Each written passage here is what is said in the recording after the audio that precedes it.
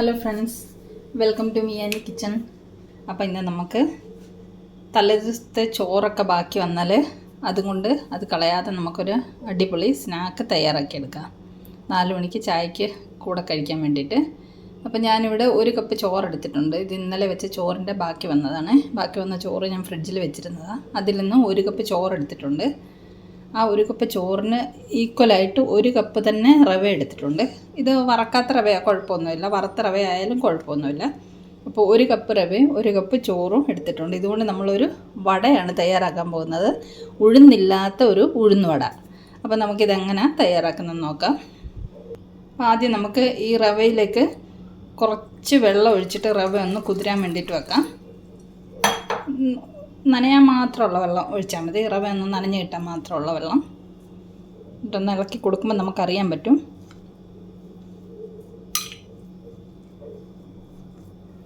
ഒരു 2-3 സ്പൂൺ വെള്ളമേ ആവശ്യമുള്ളൂ. ഇനി നമുക്കിത് കുതിർന്നതിന് ശേഷം ഈ ചോറും റവയും കൂടെ കൂട്ടി ഒന്ന് അരച്ചെടുക്കാനുള്ളതാണ്. കുറച്ചും കൂടെ ഒഴിച്ചെടുക്കാം.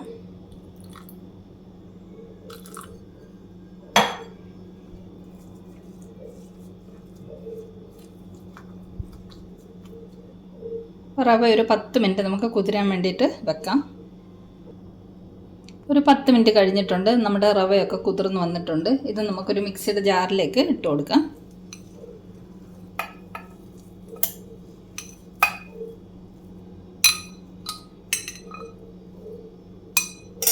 ഇതിലേക്ക് നമുക്ക് എടുത്തു വെച്ചിരിക്കുന്ന ചോറും കൂടെ ചേർത്ത് കൊടുക്കാം.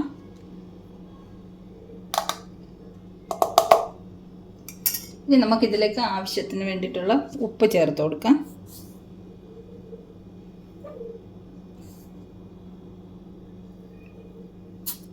ഇനി നമുക്ക് കുറേശ്ശെ വെള്ളം ഒഴിച്ചിട്ട് ഇത് അരച്ചു കൊണ്ടുവരാം. ഒരുപാട് ലൂസായി പോകാൻ പാടില്ല. നമുക്ക് വട ഉണ്ടാക്കാൻ എങ്ങനെ മാവ് നമ്മൾ ഉഴുന്നരച്ചെടുക്കുന്നത് അതേ രീതിയിൽ വേണം അരച്ചെടുക്കാൻ. ഇതിൻ്റെ കൂടെ ഒരു സ്പൂണ് നിറയെ അരിപ്പൊടിയും കൂടെ ചേർത്ത് കൊടുക്കാം. ഇനി നമുക്കിത് അരച്ചു കൊണ്ടുവരാം. ചോറും റവയും 1 സ്പൂൺ അരിപ്പൊടിയും കൂടെ അരച്ചു കൊണ്ടുവന്നിട്ടുണ്ട്. ഇതേ പാകത്തിലാണ്. ഇതിലും ടൈറ്റായിട്ട് നമുക്ക് അരച്ചെടുക്കാൻ പറ്റില്ല, കാരണം കുറച്ചെങ്കിലും വെള്ളം ഒഴിക്കാതെ നമുക്ക് അരച്ചെടുക്കാൻ ബുദ്ധിമുട്ടല്ലേ. അപ്പോൾ ഇത് നമുക്കൊരു ബൗളിലേക്ക് മാറ്റാം.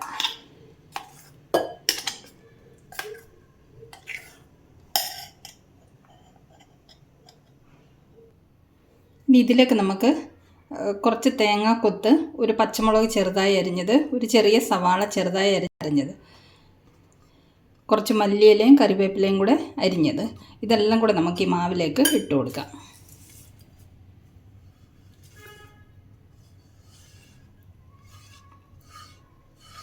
ഇനി ഇതെല്ലാം കൂടെ നമുക്കൊന്ന് മിക്സ് ചെയ്തെടുക്കാം. നമ്മൾ ചോറും കൂടെ അരച്ചപ്പം കുറച്ച് ഉപ്പ് ചേർത്തിട്ടുണ്ടായിരുന്നു. ഇതെല്ലാം കൂടി ഇട്ട് ഇളക്കിയതിന് ശേഷം ഉപ്പ് നോക്കിയിട്ട് ഉപ്പ് കുറവാണെങ്കിൽ കുറച്ച് ഉപ്പും കൂടെ ചേർത്ത് കൊടുക്കണേ. അപ്പോൾ ഇത് നമുക്കൊന്ന് മിക്സ് ചെയ്ത് കൊണ്ടുവരാം. നമ്മുടെ വടയുടെ മിക്സൊക്കെ തയ്യാറായിട്ടുണ്ട്. ഇനി നമുക്ക് വട ചുട്ടെടുക്കാം. വട റെഡിയാക്കാൻ വേണ്ടിയിട്ട് നമ്മൾ എണ്ണയൊക്കെ ചൂടാക്കിയിട്ടുണ്ട്. നമുക്കൊരു ചെറിയൊരു കഷ്ണം ഇട്ട് നോക്കാം, എണ്ണ ചൂടായെന്നറിയാം. എണ്ണ നല്ലോണം ചൂടായിട്ടുണ്ട്. നമുക്കിനി വടയിട്ട് വറുത്തെടുക്കാം. നമുക്ക് കൈ ഒന്ന് നനച്ച് കൊടുത്തിട്ട് കുറച്ചെടുത്തിട്ട് നമുക്ക് വടയുടെ ഷേപ്പിൽ കൈവെള്ളം വെച്ചിട്ട് നമുക്കൊന്ന് വടയുടെ ഷേപ്പിലാക്കിയിട്ട് എണ്ണയിലേക്ക് ഇട്ട് കൊടുക്കാം. വാഴയില ഉണ്ടെങ്കിൽ അതിൽ വെച്ചിട്ട് നമുക്ക് നല്ലോണം ചെയ്തെടുക്കാൻ പറ്റും. പക്ഷേ ഇപ്പം വാഴയിലൊന്നും കിട്ടാൻ വഴിയില്ലല്ലോ. ഇതുപോലെ നമുക്ക് എല്ലാം ഇട്ട് കൊടുക്കാം. നമ്മുടെ വടയൊക്കെ നല്ല ഫ്രൈ ആയി ഗോൾഡൻ കളറായി വരുന്നുണ്ട്. ഒരു 2 മിനിറ്റ് കൂടെ കഴിയുമ്പോൾ നമുക്ക് ആദ്യത്തെ ട്രിപ്പ് കോരിയെടുക്കാം. വേണ്ട, നല്ല അടിപൊളി വടയായിട്ട് വരുന്നുണ്ട്. ഇത് കണ്ടാൽ ഉഴുന്ന വടയല്ലെന്ന് ആരെങ്കിലും പറയുമോ? ഇതാ നോക്ക്.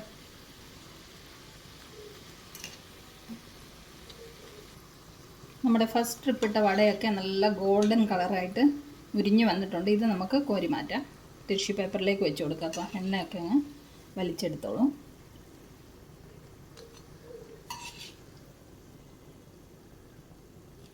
ഇത് കണ്ടോ, നല്ല അടിപൊളി വട. കണ്ട ഉഴുന്നുവടയാണെന്നല്ലേ പറയുള്ളൂ അല്ലേ. ചൂടോടെ ഇത് കഴിക്കാൻ വേണ്ടിയിട്ട് ചട്നി ഒന്നും ആവശ്യമില്ല. ഇത് കണ്ടോ, നമുക്ക് ബാക്കിയുള്ളതും കൂടെ ഇതുപോലെ തന്നെ ഫ്രൈ ചെയ്ത് എടുത്തുകൊണ്ട് വരാം. അപ്പോൾ ഇതാ നമ്മുടെ ഉഴുന്നില്ലാതെ തയ്യാറാക്കിയ ഉഴുന്നുവട കണ്ടോ, നല്ല അടിപൊളി ടേസ്റ്റാകട്ടോ. ഇത് ചൂടോടെ കഴിക്കാൻ നല്ല ക്രിസ്പി ആയിട്ടിരിക്കാം കേട്ടോ. ഇതുണ്ടാക്കി ചൂടോടെ കഴിക്കണം. പിന്നെ ചട്നിയുടെ കൂടെ കൂട്ടി കഴിക്കാം വേണമെങ്കിൽ. ചട്നി ഇത് കടല ചട്നിയോ തേങ്ങാ ചട്നിയോ ഒക്കെ ഉണ്ടാക്കിയിട്ട് അതിൻ്റെ കൂടെയും കഴിക്കാം. അപ്പം നല്ല അടിപൊളി ഒരു സ്നാക്കിൻ്റെ റെസിപ്പി അല്ലേ. അപ്പോൾ റെസിപ്പി ഇഷ്ടമായെങ്കിൽ തയ്യാറാക്കി നോക്കണേ. ചോറൊക്കെ ബാക്കി വരുവാണെങ്കിൽ കളയാതെ ഫ്രിഡ്ജിൽ വെച്ചിട്ട് പിറ്റേ ദിവസം നമുക്ക് കുറച്ച് റവയും കൂടെ ചേർത്ത് ഇതുപോലെ തയ്യാറാക്കിയെടുക്കാം. നല്ല അടിപൊളി സ്നാക്കാണ്. അപ്പോൾ ഇന്നത്തെ വീഡിയോ ഇത്രയേ ഉള്ളൂ. മറ്റൊരു സിമ്പിൾ റെസിപ്പിയുമായി നമുക്ക് മിയാനി കിച്ചണിൽ വീണ്ടും കാണാം. Thanks for watching the video.